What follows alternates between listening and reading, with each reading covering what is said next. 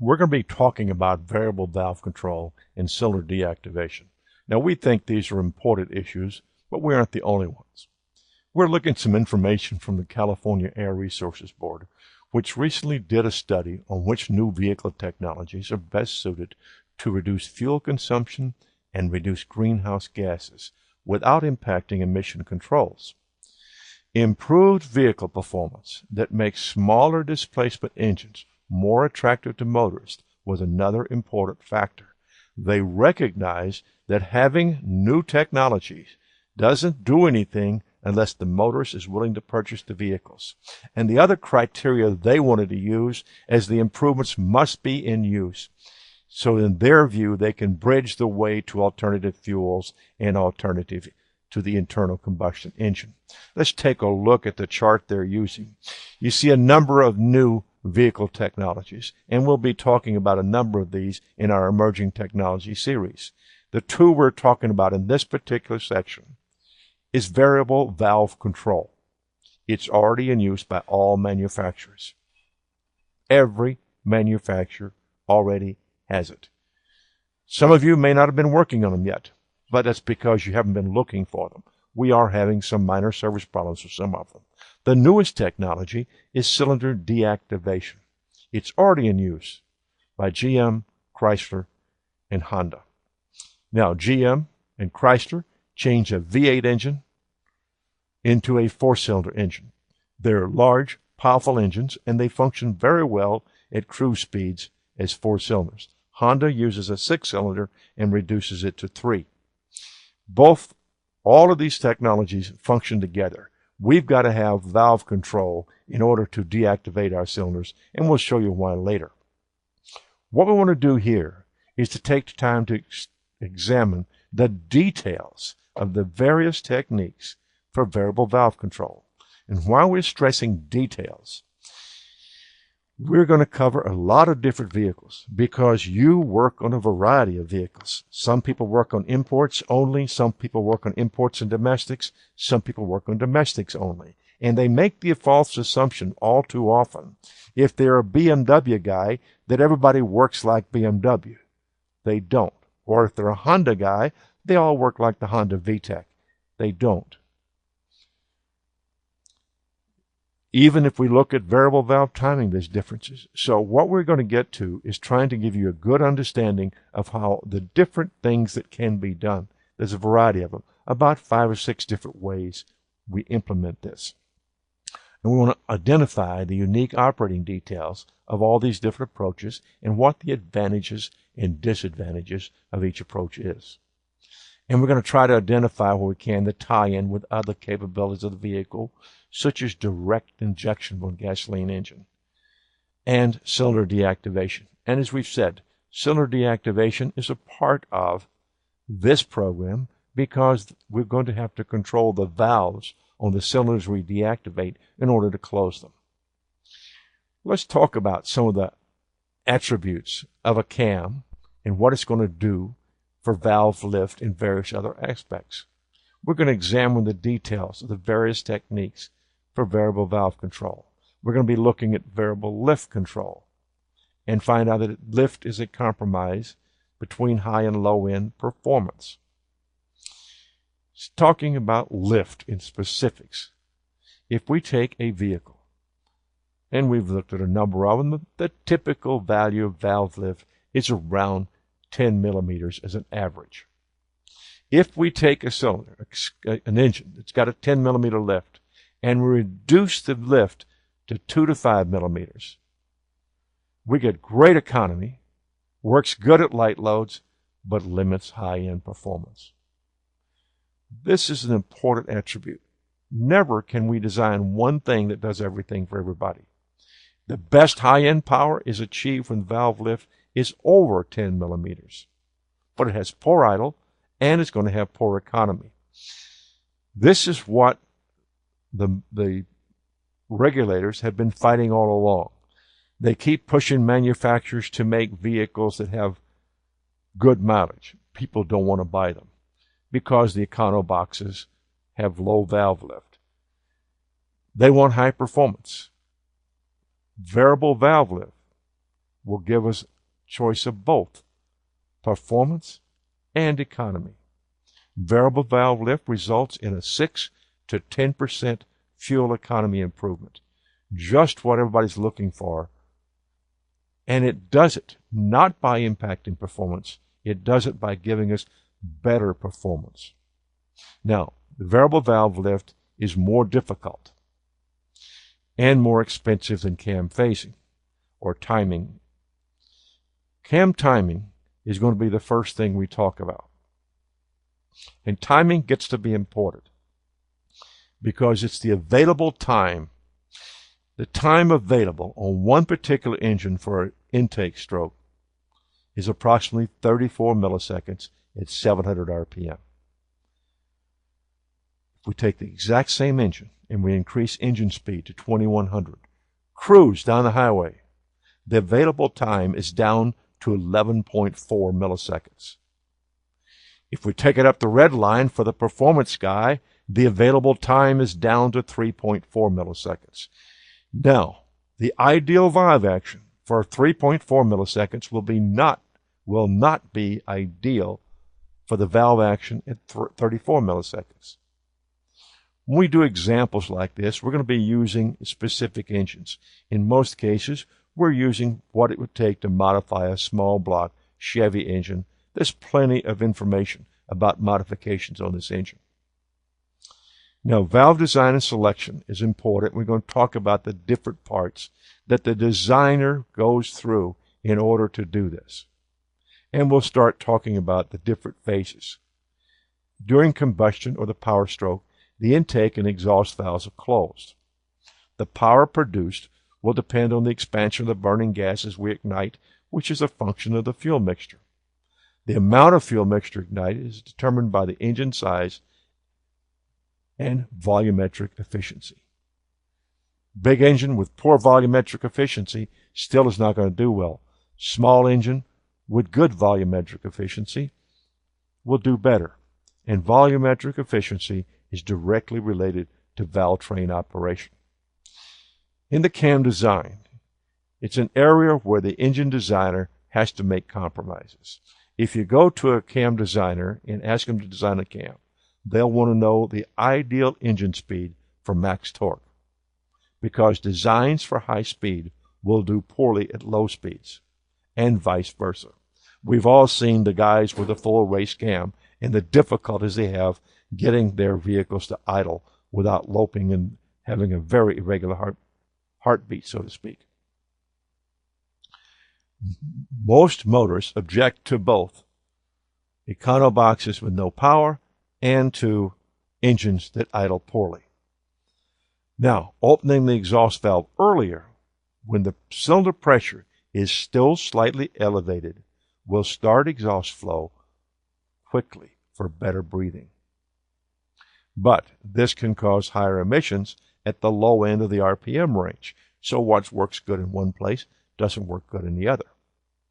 Closing the exhaust valve later will increase high-end performance.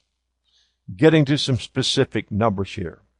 Closing the exhaust valve at 22 degrees after top dead center instead of 15 degrees after top dead center, delaying it, will cool the engine, but will reduce performance at low RPMs. Now, during the intake stroke, the exhaust valves are closed with the intake valves open. Same thing, applying some numbers. Intake valves opening at 80 degrees before top dead center instead of 70 before top dead center will improve low-end torque. The opposite end of the scale, opening intake valves at 65 degrees before top dead center instead of 80 will help high-end performance. You begin to get the picture. There is no one number that works for everything. And there's some advantages to valve overlap. Let's talk about valve overlap. It occurs when the exhaust valve is open while the intake valve is beginning to open. Valve overlap will cause incoming cold mixture in terms of combustion temperature to cool a small amount of heated exhaust gas remaining in the cylinder. This cooling causes the mixture to be sucked into the cylinder while leaving a small amount of exhaust gas in that cylinder. This effect is known as draw-through. It's very important.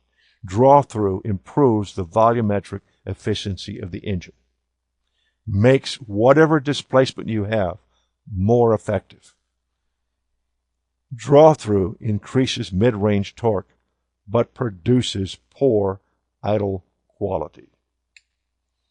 During compression stroke, intake and exhaust valves are both closed. The amount of mixture that is compressed is determined by volumetric efficiency and, of course, the engine size. But the volumetric efficiency, as we've been showing, is directly related to the valve train operation. Now let's talk about valve timing and get down to some more details. They're compromised between good idle and performance. Good high lift cams and modified timing are all design features for performance racing cams. Variable valve timing is one approach to reducing the impact of the design compromises between performance and smooth idle. Now, variable valve lift is another function that can be varied, and we'll be discussing it later. But let's take them one at a time and then build up on it.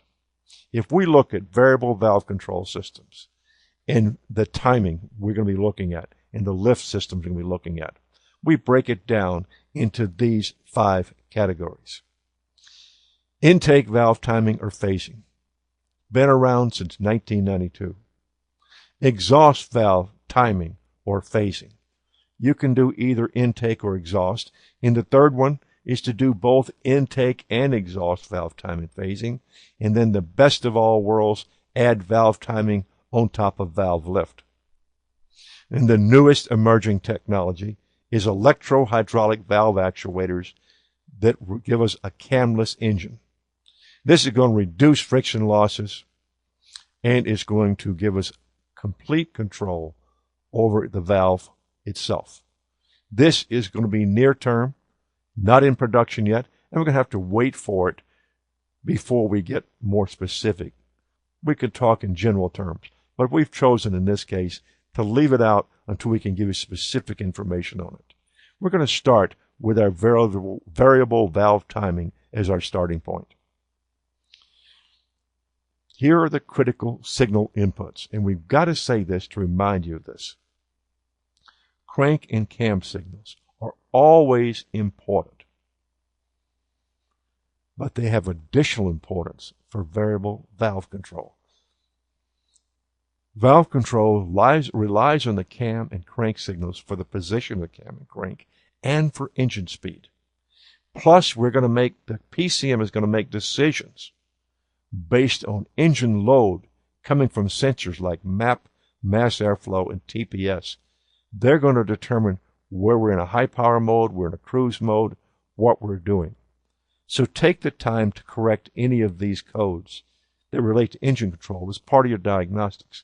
They're not going to keep electronic valve timing from working or cause malfunctions, but they will keep it from working correctly. VVT, variable valve timing, changes the opening at different points in the engine operating range. This is usually referred to as cam phasing. We keep emphasizing that because we want you to get used to the device we're going to be using is called a cam phaser. Has nothing to do with Star Wars, but uses the same name. BMW calls their cam phasing system, their first one, Vanos. Was introduced in 1992. Vanos changes intake valve timing at set points in the engine speed range. It is either on or off. It's not as variable as some of the later systems. And variable valve timing control does not eliminate the need for the throttle plate like you're going to see in the later BMW's Valvetronic systems. VVT allows engine designers to use performance cams that are designed to give good idle. So we can change the timing, get a little better performance, still give good idle. When the engine is idling, the intake timing is retarded for better idle quality. Now here's a chart we're going to be looking at, and if you'll notice, we have a red opening in the cycles for our exhaust valve and a white one for our intake valve. Vanos controls the intake valve timing in a series of steps. As we said, it's either off, retarded, or it's on, advanced. Now, it retards intake timing during idle operation to give a smoother idle. There is minimum overlap in the intake and exhaust valve at idle, which is an important thing, gives a smooth idle. Vanos changes intake valve timing at the set points in engine speed, and they depend on exactly which engine you have as to where they make their changes. But when the engine is idling, the intake time is retarded for better quality. At mid-range, and as we said before, defined by the engine, the timing is advanced 12.5 degrees. Now, let's say something right off the bat. These two humps are not to scale, but we have shown them overlapping to make a point. You can see here we have an overlap between the intake valve, its opening, it's advanced into the time where it overlaps the opening of the exhaust valve. Now, this is going to allow the draw-through principle and other things we've talked about to start taking effect. The valve overlap causes the intake draw-through effect to increase the mixture pulled into the cylinder. Remember, we said before, draw-through is good for mid-range, but is not good for idle. That's why it's been reserved. The draw-through effect is caused by the hot exhaust gases shrinking as it's cooled by the incoming mixture. And it has some other advantages. The small amount of gas, exhaust gas remaining that mixes with the fuel mixture produces internal EGR action. Now, the amount of EGR action is determined by the amount of overlap. To totally eliminate an external EGR, the variable valve control system requires a range of authority of being able to change the timing of 20 to 25 degrees of cam rotation. So not all systems are going to eliminate an external EGR. In this particular case, let's talk about this. 20 to 25 degrees of cam rotation is 40 to 50 degrees of crank rotation. Most vehicle operation takes place in the mid-range portion of the driving curve. Improved fuel charging, or inputting the fuel into the cylinder, whatever you want to call it, because of the draw-through effect, gives extra torque in this region when the valve timing is advanced. And remember, the average motorist judges vehicle performance by operation in the mid-range region. They identify this as acceleration when passing or merging into traffic. That's where most motorists, now we're not talking about Johnny Hot Rod, we're talking the average motorist. This is going to give us some good information. The advanced intake valve timing at idle will result in an erratic idle, so we don't do it. Delaying the intake timing advance until mid-range solves the poor idle problem, gives us the improved performance, and hits good economy with good performance. The draw-through effect is going to give us a better fuel charge and slightly better fuel economy. The internal EGR is an added bonus. Let's talk about that internal EGR. It has several advantages. We said before, it can eliminate the need for an external EGR when the control system has a range of authority of 20 to 25 degrees of cam rotation. The beauty of the system is when we do it with the valves inside the cylinder, exhaust gas is mixed inside each individual cylinder, which reduces the unbalanced mixing that can occur with manifold-mounted external EGRs. Everyone is familiar with different vehicles having problems with unbalanced EGR. We can eliminate that. And once it's balanced, a balanced EGR action allows the engine designer to increase the compression ratios a little bit without running into pre-ignition or spark knocks. All of these are reasons why these systems are being so widely used by all manufacturers. Just review the Vanos and what it does that's separate from other systems is it sets valve timing in 2 discrete steps. This system is limited timing authority. Idle valve timing is retarded for smooth idle. Mid-range engine speed when intake valve timing is advanced to 12.5 for improved torque and internal EGR. But remember, it's not enough on this particular system to replace the EGR on all the engine designs that BMW has. Heavy acceleration, which we haven't talked about yet, has intake valve timing retarded to remove this EGR action while we're doing heavy acceleration. Now, the cam phasing done in 2 discrete steps is now called phase 1 of valve timing. Phase 1 because it's the first thing done. We're going to be doing some other things. Cam phasing will not vary valve lift, which is going to need to make really large changes in high end, like we're going to see when we look at the Honda VTEC. The camshaft is not going to be directly connected to the drive sprocket. Take time for that to settle in. It's going to require some special hardware. Let's look at that. Vanos uses a double chain to drive the camshafts. The intake camshaft is not bolted directly to the sprocket. This sprocket, by the way, is called a phaser because it's going to phase change or timing change the particular system. Looking at this in detail, we look inside, we find the camshaft has a helical gear cut into the end of the shaft. It goes at a slanting angle. This is going to be used along with a toothed hub inside the sprocket or phaser that slides in and out. It's positioned by oil pressure and a return spring. We open the oil control valve, we push it in. We close the oil pressure valve, it slides out. 2 positions. Very simple system. It's going to require an extra 3 to 4 liters per minute of oil flow from the oil pump. Now, the oil pressure control is used to position the hub on the vehicle gear, either in or out. It's not a variable. It's an on or off situation. Not much testing to do here. Is it working? Is it energized? Is it not energized? Since Vanos has discrete oil steps, the oil pressure is either on or off, and we can't see. There's no way to test internally. We can only test to see if the solenoid is energized. But let's talk about what happens when we move this inside hub.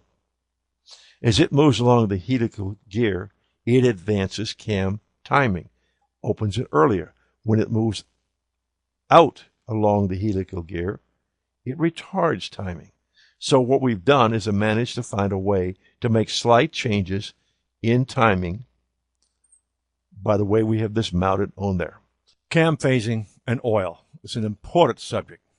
The cam phaser requires 3 to 4 liters per minute of oil flow, which usually results in a larger oil pump. Now, the cam phaser may not operate correctly if the manufacturer's oil recommendations are not followed, particularly oil that does not have sufficient anti-foaming agents. Make sure you use the right oil as recommended by the manufacturer and the right viscosity. Now, watch out for low oil level and dirty oil. It can impair phaser operation. The general opinion among several of the people we've talked to is that failures of the phasers they have been observing tend to follow dirty, clogged, nasty oil with a buildup of sludge, causing the failure. No hard proof of that. Cam phasing is going to increase the mid-range output and torque. And the Vanos, in this case, gives us good idle quality with improved fuel economy. And emissions are lowered with the internal exhaust gas recirculation when the intake valve timing is advanced for mid-range operation. It's expensive and it's simple.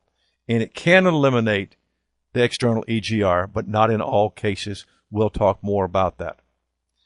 The disadvantages is the Vanos cam phasing takes discrete steps. The timing is either retarded or advanced, nothing in between. Now the Vanos only changes intake valve timing. Valve lift is not changed like the Honda VTEC. Intake valve phasing with discrete steps is used by a number of manufacturers. It's the early version of the program, predominantly in the 90s, early 2000s. We're going to need a cam timing authority of 20 to 25 degrees of cam timing variation to totally eliminate the need for an external EGR. Smaller examples, in some cases, can reduce the need for an external EGR. It varies by model by model. When we get to where we have 20 to 25 degrees of cam variation, we can always eliminate it. So you have to take this case by case on models. Audi V8 uses a two-stage discrete step intake cam phasing along with the Fiat Superfire. But one we see a lot here domestically is the Ford Z-Tech engine. The early ones used a two-stage discrete intake phasing. Later versions used continuous phasing. And most of the newer systems are all going to use continuous phaser. The continuous phaser is not going to move in steps. It's going to move in a continuously variable situation. Now, these engines we've talked about here have two steps to their timing change. They're either on or off. These two states may not be ideal for all operating conditions, and they may not have enough EGR effect internally to eliminate the external EGR. So don't take external EGR elimination as for granted. It has to have enough authority that we've talked about in order to do that. Now, the newest and the most widely used now is continuously variable control. It uses an controlled oil pressure to position a cam phaser vane. Instead of having a cup that moves back and forth, it has a vane that moves the cup back and forth. This is continuously varied to change cam timing. Now, the typical solenoid for this oil control is driven by a 300 hertz signal that uses duty cycle. And we're going to talk about duty cycles. We have high and low control circuits. We'll talk about the low for this part of the demonstration and change it to the other duty cycle later on and tell you the differences. Here's a diagram showing how this works. We have a valve up here that moves back and forth and controls oil pressure applied to a diaphragm tied to a vane down in the phaser. Now, we'll get this close up, but let's talk about how it's going to work. The system will change duty cycle to move the vane to the desired position and then revert to what we call the holding duty cycle to maintain that position. Let's take a look at this holding circuit. The cam timing will vary around a midpoint, known as the holding mode, which is 50% duty cycle. Now, at that time, current flow will be in the middle of its range, and this is an important thing. We're going to tell you how to use current, voltage, and duty cycle. You can use a scan tool, a voltmeter, even a lab scope if you want to. But if you take a look at the diagram up there, we have oil pressure coming into the top. Either we're going to let it go to the blue line to retard, or we're going to go to the red line to advance timing.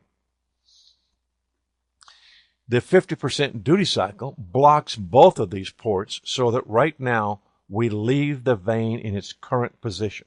It's holding the vane in its current position.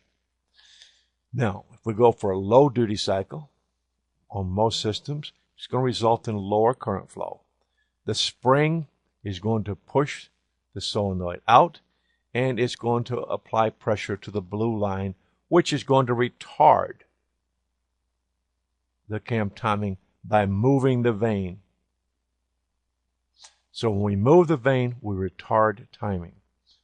One way retard, one way advance. Low duty cycle is going to retard with lower current flow and lower voltage. Now, GM is the exception to that. We keep saying we're going to tell you about exceptions where we can. They use a high side driver instead of a ground-enabled solenoid.